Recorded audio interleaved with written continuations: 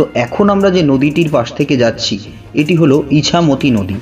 ওপারে সাতক্ষীরা জেলা বাংলাদেশের, মাঝখান থেকে নদীর মাঝখান থেকে বাংলাদেশ এবং ভারতের বর্ডার। এই ইছামতি নদীর অর্ধেকটা ভারতের ভেতরে পড়ে এবং বাকিটা বাংলাদেশের মধ্যে।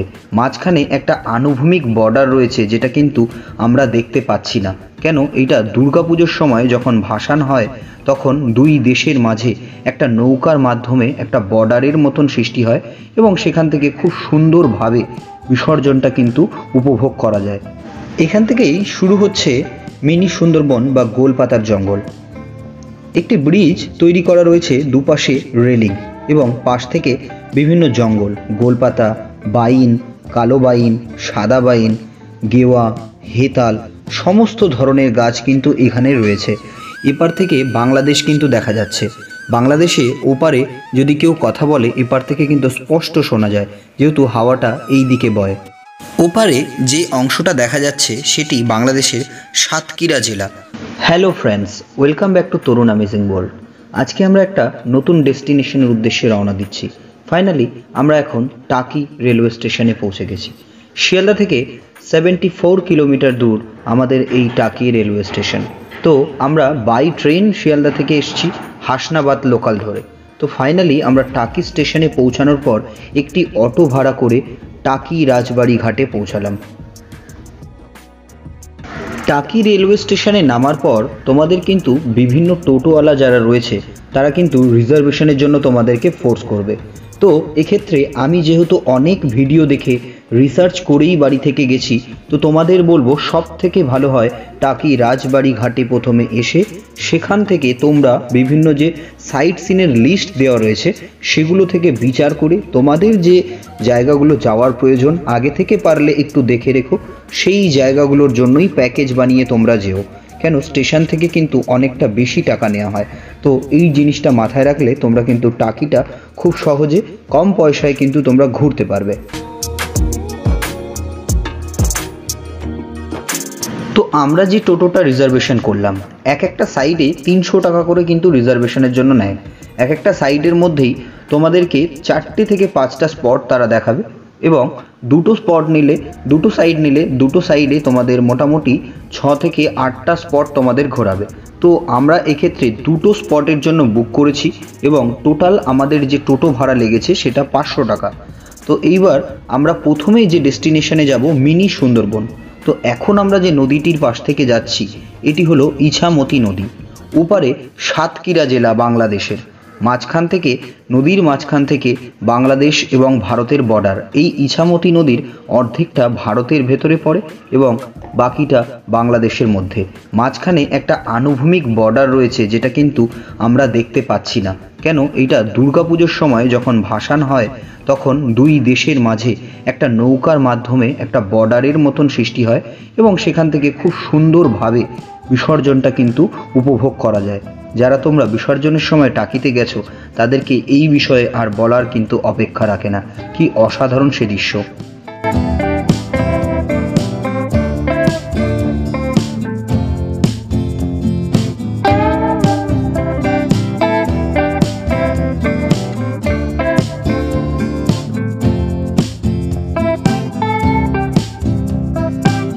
এখন আমরা বর্তমানে মিনি সুন্দরবন স্পটটাতে কিন্তু পৌঁছে গেছি। তো মিনি সুন্দরবন এখানে এন্ট্রান্স করার সময় তোমাদের কিন্তু এখানে বিএসএফ চেকিং হয় এবং এখানে সাথে কিন্তু একটা আইডি কার্ড রাখা বাধ্যতামূলক। আধার কার্ড হোক বা voter card, government ID proof. এখানে কিন্তু ক্যামেরা অ্যালাউ নেই। আমি এখানে লাইনে দাঁড়িয়ে ক্যামেরাটা অন রেখেছি, আমাকে বিএসএফ এসে কিন্তু রীতিমতো বকা দিয়েছে। তো এই জিনিসটা তোমাদের কিন্তু অবশ্যই মাথায় রাখতে হবে। তোমাদের আইডি কার্ডের ওপরেই একটা নাম্বারিং ওরা করে দেবে, সেই নাম্বারটা মাথায় রাখতে হবে। যখন তোমরা বেরোবে এখান থেকে আইডি কার্ডটা কালেক্ট করবে উইথ নাম্বার, ওই নাম্বারটা বললে সেই আইডি কার্ডটা ইমিডিয়েটলি ওরা কিন্তু বার করে দেবে। আইডি কার্ড দিয়ে রেজিস্টারে নাম্বার টাম্বার সমস্ত কিছু এন্ট্রি করে আমরা আমাদের নাম্বার নিয়ে এবার আমরা মিনি সুন্দরবনের যে গেট সেই গেটে ঢুকছি। এবার এখানে যে প্রসেস, অনেকে এখান থেকে মিনি সুন্দরবন যত দূর অর্থাৎ গোলপাতার জঙ্গল যত দূর তত দূর কিন্তু হেঁটে চলে যায়, অনেকটাই দূরের রাস্তা। তোমাদেরকে এটাই রিকমেন্ড করব। এখানে ভ্যান রয়েছে, পা ভ্যান, সেই ভ্যানগুলোতে কিন্তু তোমরা উঠে ইজিলি কিন্তু চলে যেতে পারো। পা ভ্যান রয়েছে, ইঞ্জিনের ভ্যানও রয়েছে, তো সেগুলোতে উঠলে তোমরা যে কজন রয়েছো সাথে আরামসে সেটাতে উঠে ওরা কিন্তু গোলপাতার জঙ্গলে ছেড়ে দেয়। 10 টাকা করে নেয় পার হেড, তো ইজিলি সেটা চলে যেতে পারো।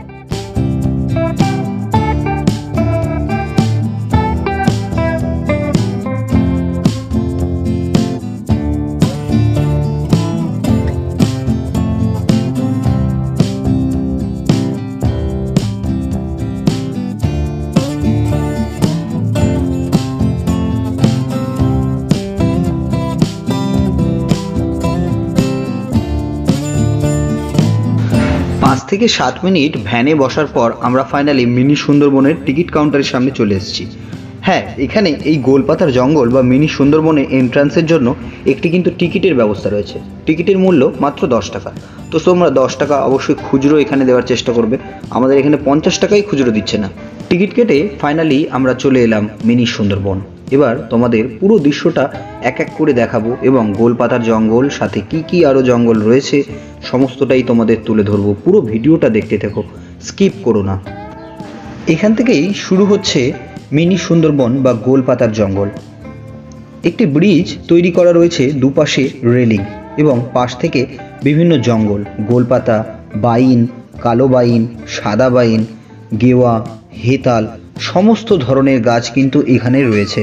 তো আমরা যতটুকু শনাক্ত করতে পেরেছি গাছের গায়ে যেগুলো লেখা রয়েছে, তোমাদেরকে একে একে সেই গাছের নামগুলো এবং সেই গাছগুলো দেখানোর চেষ্টা করব আমাদের পক্ষে যতটা সম্ভব।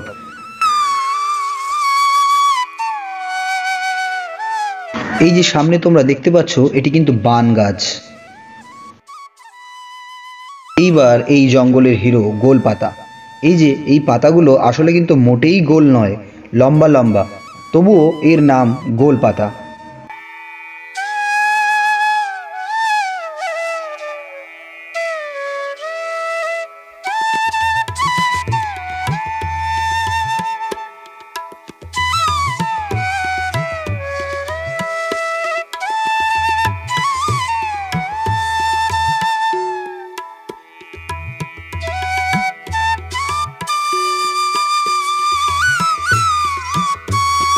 চারিদিকে গোলপাতার গাছই ভর্তি, কিন্তু অবশেষে একটা কেওড়া গাছের দেখা পাচ্ছি, ওই দূরে দেখা যায়। এই যে বিশ্রাম ঘরের মতো একটি ঘর তোমরা দেখতে পাচ্ছ এই রেলিংয়ের মাঝে, এখানে একটা ক্লজ রয়েছে।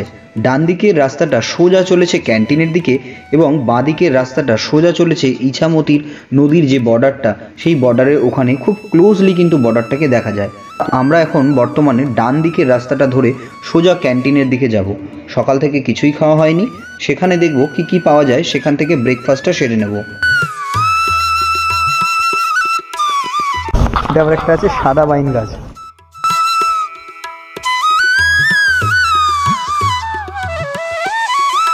গেওয়া গাছ, গেওয়া।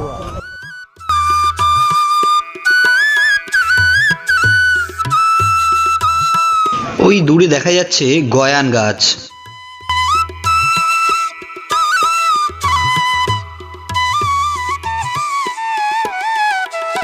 দূরে দেখা যাচ্ছে কালো বাইন গাছ।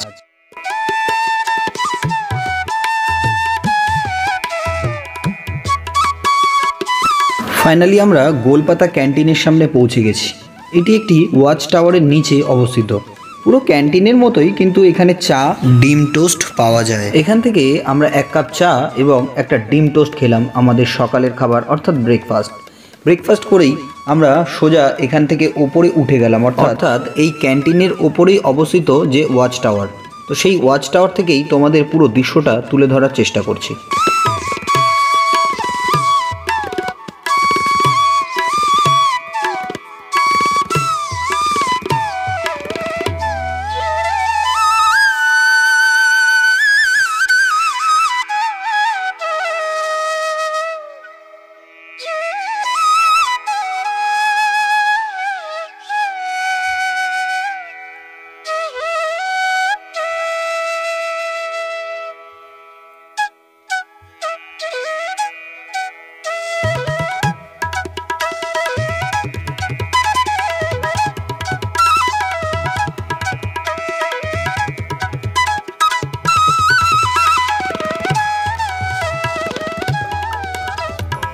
হ্যালো ফ্রেন্ডস, আমরা এখন মিনি সুন্দরবনে পৌঁছে গেছি। তো এখানে আমরা পুরো বনটা তোমাদের ঘুরে দেখালাম। বিভিন্ন রকম গাছ যে রয়েছে সুন্দরবনে, সেই গাছগুলো এখানেও।